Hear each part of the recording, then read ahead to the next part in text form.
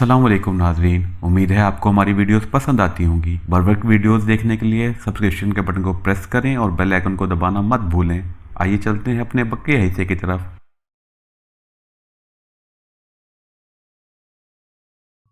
अगर इनके हुलियों को पता चल जाए तो फिर इनकी मौत 100% यकीनी हो जाएगी, फॉस्टर ने जोश भरे लहजे में कहा। बेफिक्र रहो, मैं तुम्हें इनके बारे में मुकम्मल तफसीलात बता दूंगी। और हाँ, अपने साथ F6 ट्रांसमीटर ले जाना, इस पर तुमसे रब्ता करूंगी, टेरिसा ने कहा। ओके मैडम, फॉस्टर ने कहा तो टेरिसा ने एक बार फिर कैरियर पर हाथ मार कर टून क्लियर की और तेजी से नंबर प्रेस करने लगे। ड्रैक बोल रहा हूँ। रब्ता कायम होते ही दूसरी तरफ से एक मर्दाना आवाज सुनाई दी। टेरिसा बोल रही हूँ, टेरिसा ने करख्त लहजे में कहा। ओह यस मैडम, हुक्म। दूसरी तरफ से यकलफ मोदबाना लहजा इख्तियार किया गया। ड्रैक, हमारे हेडक्वार्टर पर 2 पाकिस्तानी लेडीज एजेंट हमला करने पहुंच रही हैं। तुम फौरी तौर पर रेड अलर्ट जारी कर दो और जैसे ही यहाँ आए इन्हें फौरन खत्म कर देना, टेरिसा ने तहमकाना लहजे में कहा। यस मैडम, हुक्म की तामील होगी, ड्रैक ने इसी तरह मोदबाना लहजे में कहा और टेरिसा ने एक तवील सांस लेते हुए रिसीवर रख दिया। इसके चेहरे पर अब गहरे इत्मीनान के साथ सुरात उभर आए थे। क्या ख्याल है, चीफ पर रिपोर्ट कर दी जाए, एंटोनियो ने कहा, जो इस दौरान खामोश था। नहीं, अभी नहीं, पहले काम पूरा हो जाने दो, फिर हम चीफ को कामयाबी की रिपोर्ट देंगे, टेरिसा ने कहा तो एंटोनियो ने इस बात में सर हिला दिया। मैं अपने 3 साथियों के साथ नाराक एयरपोर्ट पर मौजूद एक रेस्टोरेंट में बैठा था। मैं अभी थोड़ी देर पहले यहाँ पहुँचा था। जूलिया और सालिया ट्रेसा और उसके मंगेतर का शिकार करने के लिए पहले ही निकल गई थी। मैंने इन सब का खुद मेकअप किया था। जब जूलिया और सालिया वहाँ से रवाना हुई तो मैंने अपने 3 साथियों को साथ लिया और फिर हम सब अपना सामान उठाकर होटल से निकले और फिर अलग अलग टैक्सियों में सवार होकर एयरपोर्ट रवाना हो गए। मैंने इन सब को इसी रेस्टोरेंट में पहुंचने का कहा था। क्योंकि अभी फ़्लाइट में खासा वक्त था, इसलिए मैं एयरपोर्ट पर ये चेक करना चाहता था कि कहीं डार्क स्काई के एजेंट वहाँ मौजूद तो नहीं है और वो नादास्तगी में हम इनका शिकार न बन जाएं। लेकिन मुझे वहाँ कोई मशकूक आदमी दिखाई ना दिया। थोड़े थोड़े वक्त के बाद मेरे साथी वहाँ पहुँच गए और फिर मेरे कहने पर सफदर ने कॉफ़ी मंगवा ली। मैंने चूँकि होटल से ही टोरंटो के लिए 4 सीटें रिजर्व करवा ली थी, इसलिए मैं मुतमईन था। इसीलिए हमें अचानक में चौंक पड़ा। क्या हुआ, किसी सांप ने काट लिया है क्या? मुझे चौंकते देखकर तनवीर ने तेज लहजे में कहा। मैं अभी आता हूँ, मैंने कहा और फिर इससे पहले कि मुझसे कोई कुछ पूछता मैं उठा और तेज तेज चलता हुआ रेस्टोरेंट के इस हिस्से की तरफ बढ़ता चला गया जहाँ वॉशरूम लिखा हुआ था। मैं वॉशरूम जाने वाली एक राहदारी की तरफ बढ़ता चला जा रहा था। वॉशरूम के बाहर पहुंचकर मैं एक तरफ दरवाजे की साइड से लग गया। इसी लम्हे मुझे बाहर से तेज तेज कदमों की आवाज़ सुनाई दी तो मेरे लबों पर बेख्तियार मुस्कुराहट आ गई। मैंने वॉशरूम के पास एक आदमी को चेक किया था। इस आदमी के गले में एक छोटे साइज का कैमरा लटक रहा था। वो साइड में खड़ा बड़े मोहतात अंदाज में तस्वीरें बना रहा था। इसे देखकर मैंने फ़ौरन पहचान लिया था कि वो मेकअप में है। चुनांचे वो जानबूझकर वॉशरूम की तरफ आया था। मुझे उम्मीद थी कि अगर वो आदमी मशकूक है और हम पर नज़र रख रहा है तो यकीनन वो हमारे पीछे आएगा। और फिर वही हुआ। कदमों की आवाज़ें करीब आ रही थी और फिर मैंने इस आदमी को वॉशरूम में दाखिल होते देखा। जैसे ही वो आदमी अंदर आया, मैं इस पर यकलफ्त किसी तेज़ रफ्तार रुकाब की तरह झपटा और इस आदमी की हल्की सी चीख निकली। मैंने इसे अपने दोनों हाथों में दबोच लिया था। इसके गले में एक छोटा सा कैमरा तस्मों से लटका हुआ था। मैंने पैर मारकर वॉशरूम का दरवाज़ा बंद किया। इत्तफाक से पूरा वॉशरूम खाली था। मैंने यकलफ्त इसे नीचे धकेल दिया। वो आदमी चीखता हुआ नीचे गिरा ही था कि मैंने बिजली की तेज़ी से इसी गर्दन पर पैर रखकर इसे मोड़ दिया। इसे ये हुआ कि नीचे गिरकर उठते ही आदमी का जिस्म एक धमाके से वापस गिरा और फिर इसके मुंह से गर्राहट की आवाज़ें निकलने लगी। इसका चेहरा इंतहाई हद तक मस्क हो गया था। कौन हो तुम, अपना नाम बताओ जल्दी, मैंने पैर को वापस मोड़ते हुए सर्द लहजे में कहा।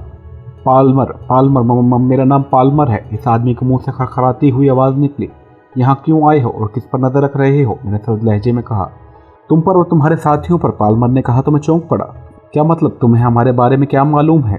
साथ ही मैंने बूट की नोक इसी गर्दन पर मोड़ दी। दूसरे लम्हे पाल्मर पूरी तरह से तड़पने लगा जैसे इसे कंचूरी से दिबा किया जा रहा हो। बताता हूँ, फॉर गॉड से एक पैर हटाओ, ये खौफनाक अजाब है, इंतहाई खौफनाक अजाब, पाल्मर ने बुरी तरह से तड़पते हुए कहा तो मैंने इसकी गर्दन से पैर का दबाव कदरे कम कर लिया। किसने भेजा है तुम्हें, जल्दी बताओ वरना, मैंने सर्द लहजे में कहा। ओह फास्टर, मेरा ताल्लुक फास्टर ग्रुप से है, पाल्मर ने लरसते हुए लहजे में कहा। कौन है ये फास्टर और इसका ताल्लुक किससे है, मैंने कहा। टेरिसा से, टेरिसा ने कॉल की थी। टेरिसा ने तुम्हारे और तुम्हारे साथियों के बारे में बताया था कि तुम अपने 3 साथियों के साथ एयरपोर्ट पहुंचने वाले हो। टेरिसा ने फास्टर को हुक्म दिया था कि तुम सबको देखते ही गोलियां मार दी जाएं। पाल्मर ने कहा तो मैंने बेख्तियार होंठ भींच लिए। तो फिर तुमने ऐसा क्यों नहीं किया, हमें देखकर गोलियां क्यों नहीं मारी, मैंने कहा। फास्टर का हुक्म था कि पहले मैं तुम सबकी तस्वीरें बनाकर इसे भेजूं। इस जदीद कैमरे से तुम्हारे मेकअप के पीछे छुपे हुए असल चेहरे वादे नजर आएंगे। मैं यही करने आया था। इसके बाद मैं अपने साथियों को बुलाता जो तुम पर बेतहाशा फायरिंग करते और तुम सबको गोलियों से छन्नी कर देते, पाल्मर ने कहा। कितने साथी हैं तुम्हारे, मैंने पूछा। 6, पाल्मर ने कहा। वो कहाँ हैं, मैंने कहा। इनके पास असला था, इसलिए मैंने इन्हें पार्किंग में ही रुकने का कहा था। तुम्हारी तस्वीरें लेने के बाद मैं इन्हें कॉल करके बुलाता और तुम्हारी निशानदही कर देता और बस, पाल्मर ने लरजती हुई आवाज़ में कहा। फॉस्टर को हमारे हुलियों को कैसे पता चला था? मैंने कहा। इसे टेरेसा ने कॉल करके बताया था, पाल्मर ने जवाब देते हुए कहा। मैं इसे सवाल करता गया और वो तकलीफज़दा अंदाज में मेरे सवालों के जवाब देता चला गया।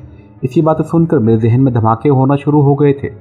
फॉस्टर ने इसे जिस तरह हम सबके तफसीली हुलिये बताए थे, इससे मुझे साफ अंदाज़ा हो रहा था कि टेरेसा को हमारे बारे में सारी मालूमात हासिल हो गई हैं। अगर वो ये जानती है कि मैं और मेरे 3 साथी एयरपोर्ट पर मौजूद हैं, तो फिर यकीनन इसे इस बात का भी इल्म होगा कि जूलिया और सालिया इनके शिकार के लिए इनके हेडक्वार्टर पहुंच रही हैं, और इस सूरत में जूलिया और सालिया की ज़िंदगियां शदीद खतरे में थीं। कहाँ मिलेगा ये फॉस्टर? जल्दी बताओ वरना मैं गर्दन तोड़ दूंगा, मैंने गुर्राते हुए कहा। आइडल क्लब में। वो आइडल क्लब का मालिक और जनरल मैनेजर है, पाल्मर ने जवाब दिया। मैंने पाल्मर से चंद मजीद बातें मालूम की और फिर मैंने पैर को पूरी तरह से मोड़ दिया और पाल्मर की आंखें बेनूर होती चली गईं। मैंने इसे गले से इसका कैमरा निकाल कर अपनी जेब में डाला और फिर वॉशरूम का दरवाज़ा खोल कर बाहर आया और ये देख कर मेरे चेहरे पर इत्मीनान के तासुरात उभर आए कि अभी वहाँ कोई नहीं आया था।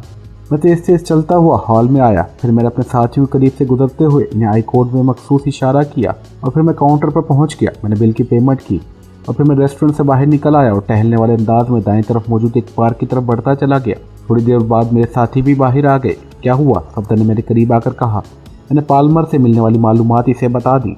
फिर तो हम सब खतरे में हैं और मिस जूलिया और मिस सालिया जो टेरेसा और एंटोनियो के शिकार करने गई हैं, अगर इन्हें फौरी तौर पर रोका न गया तो वो उल्टा इनका शिकार बन जाएंगी, कैप्टन शकील ने तशवीश ज़दा लहजे में कहा। हाँ, अभी वो रास्ते में ही होंगी। सफदर, तुम फौरन साइड में जाओ और इनसे रब्ता करो, इन्हें वापस बुलाओ जल्दी, ने कहा तो सफदर सर हिला कर तेजी सामने मौजूद दरख्तों की जानिब बढ़ गया। पाल्मर के बाकी साथी कहाँ हैं? तनवीर ने कहा। इसके लहजे में बेचैनी थी। अभी सिर्फ पाल्मर अंदर आया था, वो कैमरे से हमारी तस्वीरें बना रहा था। इसके साथ ही बाहर पार्किंग में मौजूद हैं और इसके कॉशन देने का इंतजार कर रहे थे। जब तक पाल्मर इन्हें कॉशन नहीं देगा वो यहाँ नहीं आएंगे। हमारे पास मौका है, हमें इन लिबास और मेकअप से जान छुड़ानी होगी। ये काम यहाँ किसी भी वॉशरूम में हो सकता है, जाकर अपना लिबास और मेकअप बदल लो। मैं भी यही करता हूँ। अब हम दूसरे रेस्टोरेंट में इकट्ठे होंगे। मैंने सामने मौजूद एक रेस्टोरेंट की तरफ इशारा करते हुए कहा तो इन दोनों ने इस बात में सर हिला दिए। हम तेज़ी से एक तरफ बढ़ते चले गए। थोड़ी देर बाद सफदर वापस आया। क्या हुआ? मैंने पूछा। वो रास्ते में ही थी, मैंने इन्हें वापस बुला लिया है, सफदर ने कहा तो मैंने इत्मीनान का सांस लिया। ये दोनों कहाँ गए? सफदर ने पूछा। वो मेकअप और लिबास बदलने गए हैं। तुम भी जाकर ऐसा करो, मैं भी लिबास और मेकअप बदल कर आता हूँ। अब हम एक दूसरे से रेस्टोरेंट में मिलेंगे, मैंने कहा तो सफदर ने इस बात में सर हिला दिया और एक तरफ चल पड़ा। मैं वापस एयरपोर्ट के अहाते में आया और सामने मौजूद वॉशरूम की तरफ बढ़ गया। थोड़ी देर बाद मैं नए लिबास और नए मेकअप में बाहर आ गया। एयरपोर्ट से मुल्हक दूसरे रेस्टोरेंट की तरफ मैं बढ़ने लगा। मैंने वॉशरूम में जदीद ट्रांसमीटर पर रोनाल्ड से बात करके इसे सारी सूरत हाल बता दी थी। इस ख्याल के मुताबिक टेरेसा को इसकी बताई हुई रिहाइश गाह का भी इल्म हो चुका होगा, इसलिए मैंने रोनाल्ड से नई रिहाइश गाह मांगी थी। रोनाल्ड ने मुझे एक और रिहाइश गाह का पता बता दिया था। रेस्टोरेंट में ज़्यादा रश न था। मैं साइड के एक टेबल पर बैठ गया। थोड़ी देर बाद कैप्टन शकील, तनवीर और सफदर भी वहाँ पहुँच गए। मैं तुम्हें नई रिहाइश गाह का पता बताता हूँ, तुम वहाँ पहुँचो, मैं जूलिया और सालिया को लेकर वहाँ पहुँच जाऊँगा, मैंने कहा और मैंने इन्हें नई रिहाइश गाह के बारे में बता दिया तो वो सर हिलाते हुए वहाँ से निकलते चले गए। मैंने रेस्टोरेंट में रुककर कॉफ़ी मंगवाई और फिर बिल देकर बाहर निकल आया। मैं टहलने वाले अंदाज में पार्किंग के इस हिस्से की तरफ बढ़ता चला गया जहाँ टैक्सियों की लंबी कतारें लगी हुई थी। तकरीबन 1 घंटे के बाद मैंने जूलिया और सालिया को एक टैक्सी में आते देखा तो मेरे चेहरे पर इत्मीनान के तासुरात नमूदार हुए। जूलिया और सालिया टैक्सी का किराया अदा करके एक तरफ खड़ी हो गई थी। इनके पास सफरी बैग थे जो इन्होंने कांधों पर लटका रखे थे। मैं टहलने वाले अंदाज में इनकी तरफ बढ़ा और उनके पास आकर खड़ा हो गया। जूलिया और सालिया ने एक नज़र देखा और फिर वो एयरपोर्ट के मेन गेट की तरफ देखने लगी। इन्होंने मुझे नहीं पहचाना था। तुम दोनों मेरे साथ आओ, मैंने कहा तो मेरी आवाज़ सुनकर वो दोनों चौंक पड़ी। मैं इत्मीनान भरे अंदाज में आगे बढ़ता चला गया। मैं टैक्सी की कतार में मौजूद आखिरी टैक्सी की तरफ जा रहा था। जूलिया और सालिया भी मेरे पीछे चल पड़ी। मैंने टैक्सी हायर की और फिर मैंने पीछे आने वाली जूलिया और सालिया को टैक्सी में बैठने का इशारा किया और फिर मैं खुद साइड सीट पर बैठ गया। जूलिया और सालिया टैक्सी के आपको वाली सीट पर बैठ गई थी। रॉयल कॉलोनी चलो, मैंने कहा तो टैक्सी ड्राइवर ने इस बात में सर हिलाया और टैक्सी स्टार्ट करते ही आगे बढ़ा दी। तुमने हमें वापस क्यों बुलाया है? जूलिया ने फ्रेंच ज़बान में बात करते हुए कहा। मैंने टैक्सी ड्राइवर को देख लिया था, वह क्रीमी था और शक्ल सूरत से ज़्यादा पढ़ा लिखा भी नहीं दिखाई दे रहा था, इसलिए जूलिया को यकीन था कि वो फ्रेंच ज़बान नहीं जानता होगा। रिहाइश गाह पर पहुंचकर बताऊंगा, मैंने कहा तो जूलिया खामोश हो गई। तकरीबन 1 घंटे के सफर के बाद हम रॉयल कॉलोनी पहुंच गए। मैंने टैक्सी ड्राइवर को बी ब्लॉक का पता बताया और फिर जैसे ही टैक्सी बी ब्लॉक पहुंची मैंने टैक्सी रुकवा दी और फिर हम टैक्सी से बाहर निकल आए। मैंने टैक्सी ड्राइवर को किराया अदा किया, फिर इन दोनों को लेकर साइड गली की तरफ मुड़ गया। मैं इन दोनों के साथ पैदल चलता हुआ डी ब्लॉक की तरफ आया और फिर मुख्तलिफ रास्तों से गुजरता हुआ एक बड़ी और फर्निश्ड कोठी के पास आ गया।